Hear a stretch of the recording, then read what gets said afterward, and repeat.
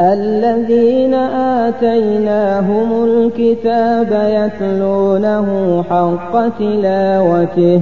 أولئك يؤمنون به ومن يكفر به فأولئك هم الخاسرون يا بني إسرائيل اذكروا نعمتي التي أنعمت عليكم وأني فضلتكم على العالمين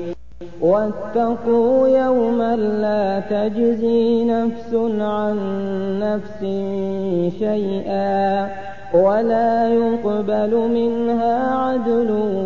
ولا تنفعها شفاعة ولا هم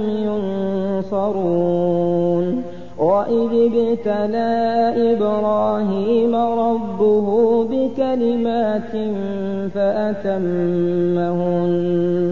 قال إني جاعلك للناس إماما قال ومن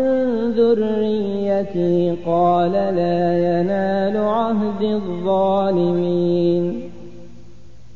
وإذ جعلنا البيت مثابة للناس وأمنا واتخذوا من مقام إبراهيم مصلى وعهدنا إلى إبراهيم وإسماعيل أن طهرا بيتي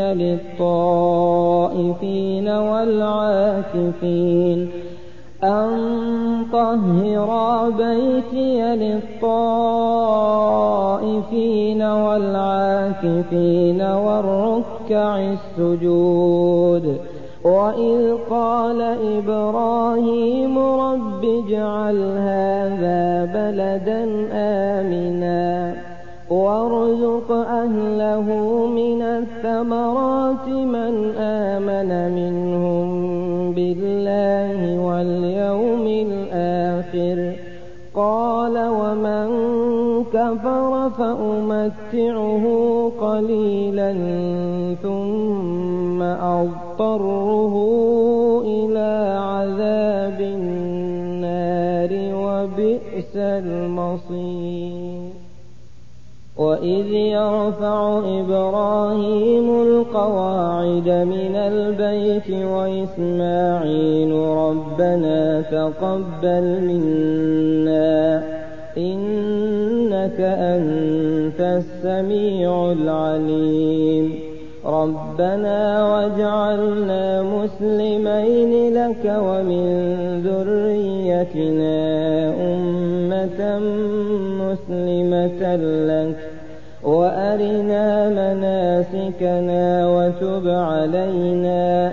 إنك أنت التواب الرحيم ربنا وابعث فيهم رسولا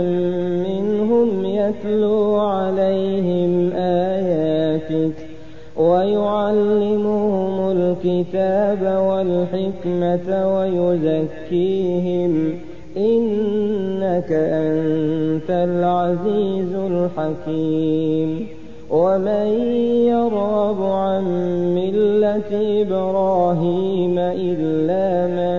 سفه نفسه ولقد اصطفيناه في الدنيا وإنه في الآخرة لمن الصالحين